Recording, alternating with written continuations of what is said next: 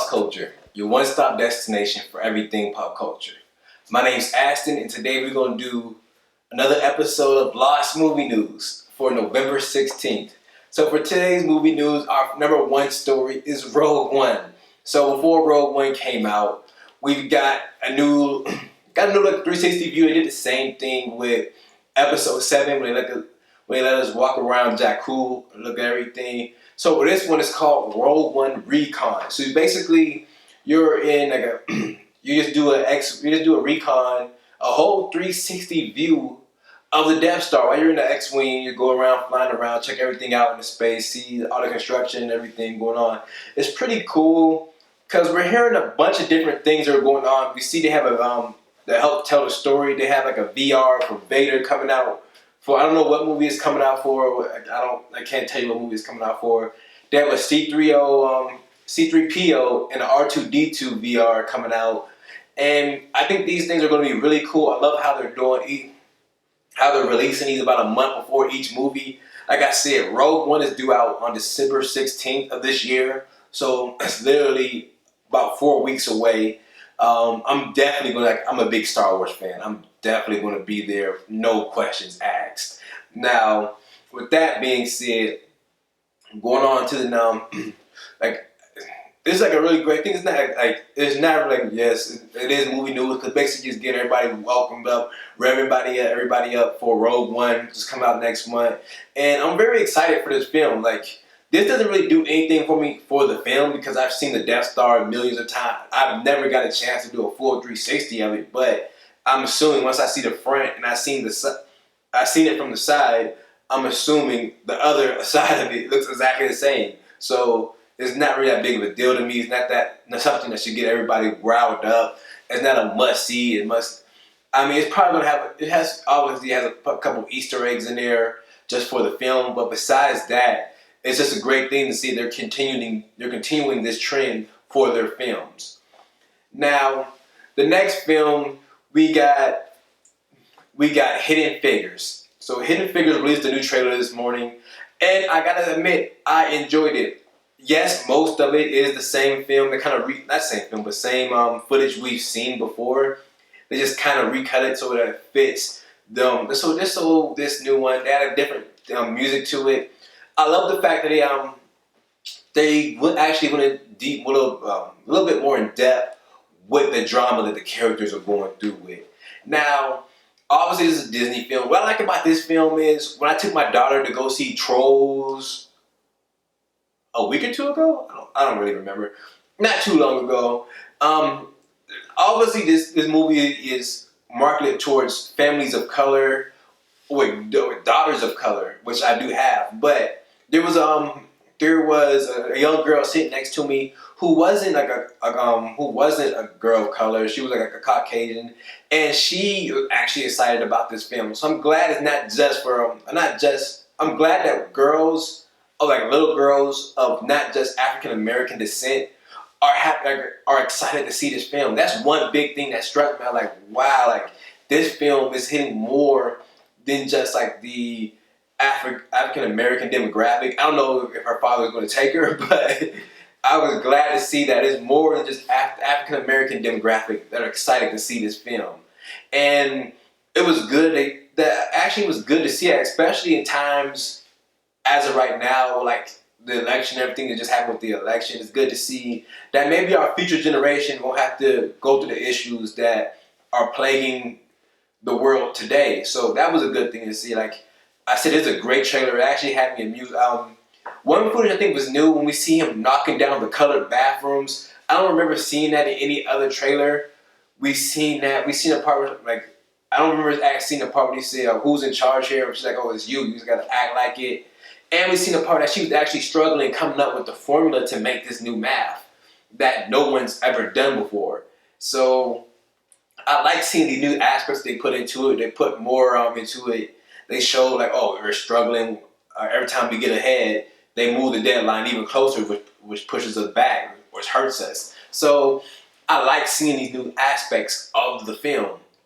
Now, and our next story is the Minecraft. I don't know how this is going to work. I don't know how the is it going to be animated? I think it's going to be an animated film, but they just did their first casting. So their first casting is Steve Carell, and like, I'm a big fan of Steve Carell, like from The Office, from what's the movie he did with Crazy Stupid Love, I think it was called. I like all of I honestly I like most of his movies. There's not really two movies I don't like Alexander and the Big Bad Horrible Day, whatever that Disney movie was. That was a horrible title, great movie. He did good in that movie. So I love the way he does his voice and everything. And I think he's a perfect fit for something like this because with Minecraft, it's gonna be very like it sounds great. They need that over the top voice that can push this movie there because Minecraft, yeah, remember you're building with squares. Everything's all like 8-bit. So they're gonna need that over the top voice to push this movie forward. Now, obviously, the director is Rob McElhenney. We haven't got a release date for this film yet, but I'm glad we have the casting going on for this film. Now, going on to the next movie news is Corduroy. Now, this is a book I've read multiple times when I was a child. I love this book. They announced a Corduroy movie. We have no release date for it, no time frame of when it's come out. But now they're calling out Tim Story. And this is where I'm confused at because Tim Story has never directed a film like this before. I'm assuming it's going to be like what's the other bear movie? Pomegranate. I'm so upset. I really love this movie. The other bear. So it's gonna be. I'm assuming it's gonna be like that mixed with like Night at the Museum. That's what I'm assuming it looks like because, or like, anybody ever seen like Ending in the Cupboard? Something like that when the owner's not around, like Toy Story. When the owner's not around, the books come to life.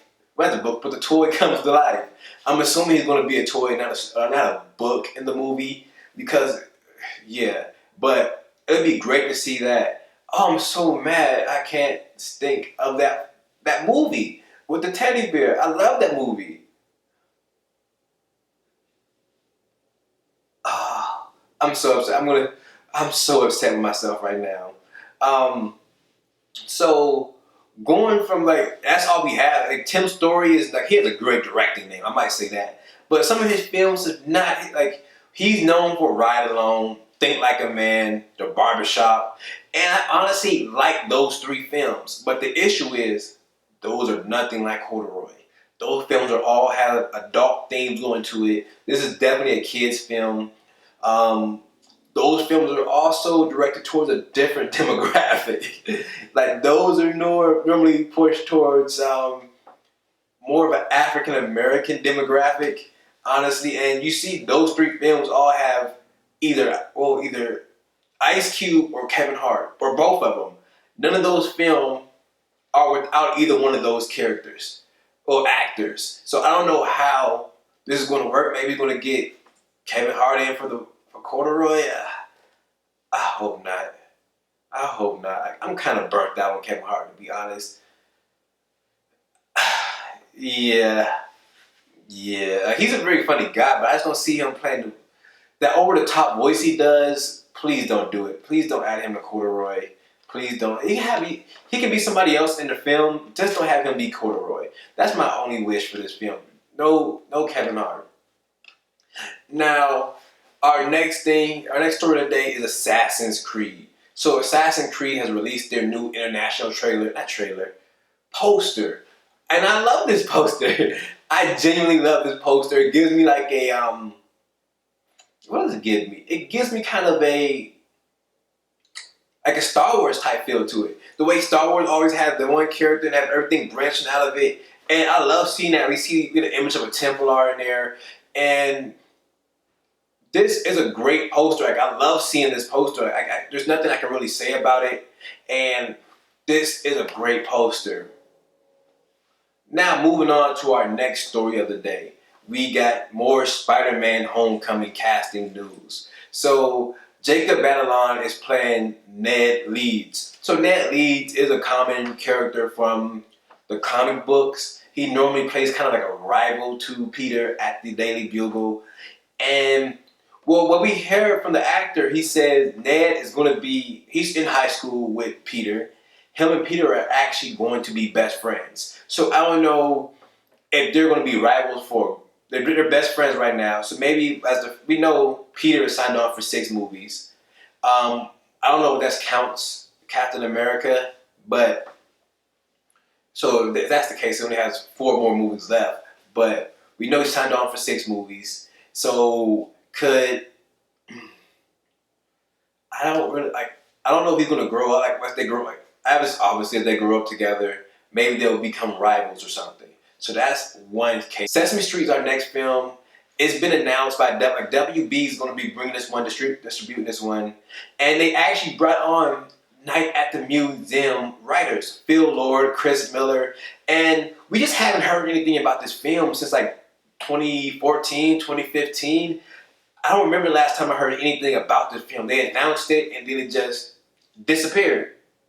Nobody could find it. And out of nowhere, last night, they just announced that they have writers for the film, Phil Lord, Chris Miller. And like I said, these two have done great work with Night at the Museum. I think they can do some great things with this film. Like, this is a different audience. But I feel like Night at the Museum also can work for children also, but maybe a little bit older, but I feel like using those elements they've used already with Night at the Museum, it'd be easy for them to bring this film to light. Like, I think this is going to be a great thing for this film. And on to our final topic of the day. We got Ocean's 8 being directed by Gary Ross, no release date.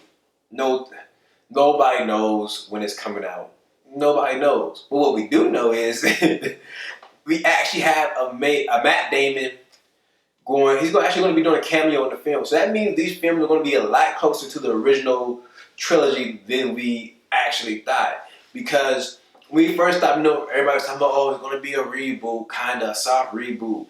And I hope they're not, like now we find out they're not going to do a Ghostbusters. They're not going to do, 25 years later, but it's in a whole new world. So, doesn't make, now we know this isn't a soft reboot. This isn't just a reboot with women instead of man characters. This is actually an official reboot. Well, not official reboot, but official telling of the same story. Continuation of the same story. We see Matt Damon's going to be in it. Hopefully, that means he's going to be playing the same character. But we know we have Sandra Bullock signed on. We got Anne Hathaway. We got Claire Blanchett. We got Sarah Paulson. And I actually have high hopes for this cast. I like Anne Hathaway. Honestly, I can say I love Anne Hathaway. I actually love when she does her, wow, what is wrong with me and not remembering the name of film? Like, oh my God, I'm bad today. Like, I don't know what it is today. I just can't remember the name of the films. This is so bad. The film when she's singing, the singing film. I love her in those films. We got Sandra Bullock. I actually do like Sandra Bullock. I love the movie with her when the engagement. Like, I love the way her comedy goes off there. So maybe we can keep it in her character more. She's kind of an asshole that kind of turned into a good guy. I don't know if that's how we're going to do it. I know she's going to be playing more of a George Clooney type role, but only time will tell. We know he's playing his sister. She's supposed to be related to George Clooney's character. So it's going to be great to see, because I actually love this film. Too bad that Bernie Mac died. Like, that's I wish we would get to see maybe him do a cameo, and maybe we get to see these two teams work together. That'd be a great film to see. Like Ocean's 14, to see these two, 15 I guess now, because this is going to be 14. And we get to see these ones working together, and you see these two groups working together. That'd be a great thing to see.